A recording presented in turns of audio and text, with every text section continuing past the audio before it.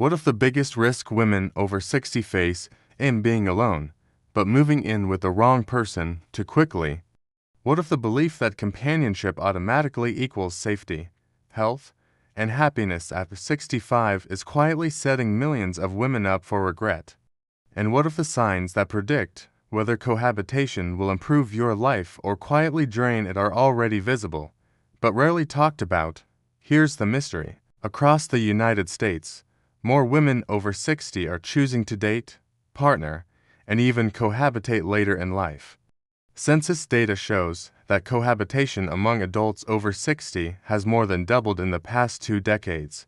Yet long-term health and financial studies show something unsettling. For older women, moving in with a man can either stabilize life or accelerate decline, depending on a small number of psychological and behavioral signals that most people never learn to check.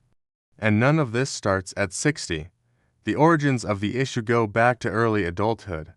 In their 20s and 30s, many women learn to prioritize emotional harmony over self-protection. Research from social psychology in the 1970s and 1980s showed that women were more likely to manage relationships by adapting themselves rather than enforcing boundaries. At the time, this was called compromise. Decades later, it shows up as risk. The cause was social conditioning. The effect was invisible labor. Women became skilled at smoothing tension, anticipating needs, and absorbing stress. That skill kept families running, but it also trained many women to ignore early warning signs in partners. Fast forward to the changes that start quietly in the 40s. By midlife, women often regain independence. Careers stabilize, children grow up, divorce or widowhood reshapes identity. According to American health surveys, women in their 40s and 50s report increased autonomy and self-awareness compared to earlier life stages. But here's the twist. This same period also introduces financial and biological pressure. Hormonal shifts affect sleep, mood, and stress tolerance. Retirement planning begins to matter. Healthcare costs become real. This creates a powerful emotional contradiction. Women want connection, but they also need stability. That tension sets the stage for decisions later in life. Now comes the shift after 70 that most people ignore. After 70, the cost of a bad decision increases sharply. Medical vulnerability rises, cognitive load increases. According to data from the National Institute on Aging, women over 70 are more likely than men to become caregivers again, often for a partner with declining health. Here's what most people never hear.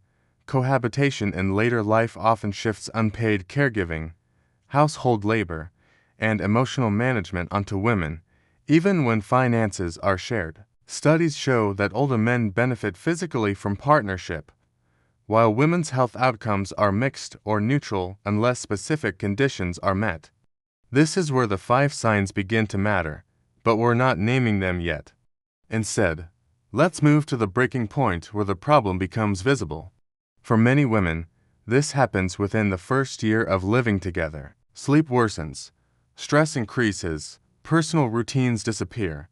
Medical appointments revolve around someone else. According to U.S. aging surveys, women who take on late life caregiving without support show higher rates of depression, hypertension, and immune suppression. The cause is role imbalance. The effect is accelerated aging. Financial strain often follows. Social security rules, shared housing costs, and medical expenses become complicated.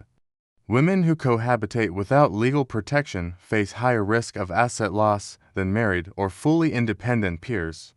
Now the fallout. Health declines quietly. Social circles shrink. Autonomy erodes.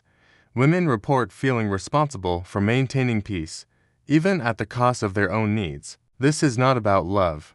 It's about structure.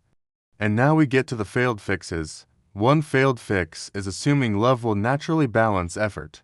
Another is believing shared loneliness equals shared responsibility.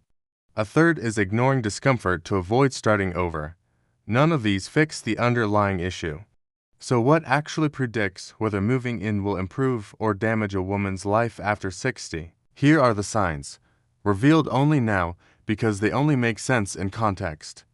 The first sign is how he manages his own health.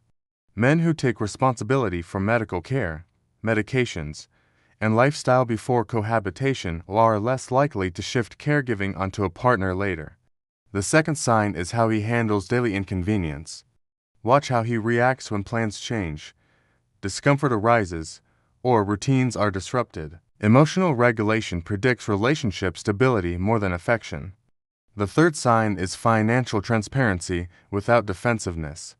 According to elder law research, unclear finances are the leading predictor of regret in late life cohabitation. The fourth sign is respect for independent routines.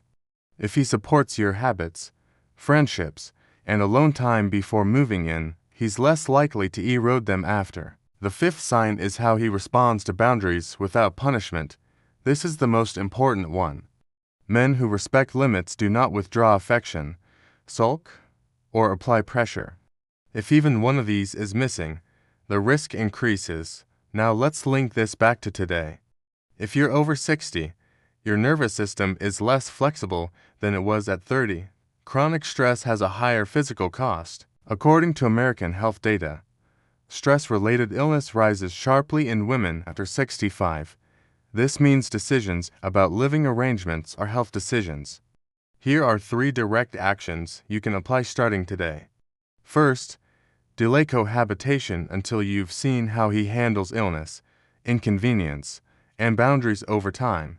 Second, protect financial independence with clear agreements before sharing space. Third, preserve a room, routine, or resource that remains fully yours. Here is the clear warning based on evidence. Loneliness is reversible. Loss of autonomy is much harder to regain after 70. And here's the open thought to hold on to. What if the happiest, healthiest relationships later in life are built slower, not faster? If this made you rethink what safety really looks like after 60, do like, leave a comment, and share this with someone who needs to hear it. Subscribe for the next chapter, where we break down why some women thrive alone while others struggle inside relationships they never thought would cost them so much.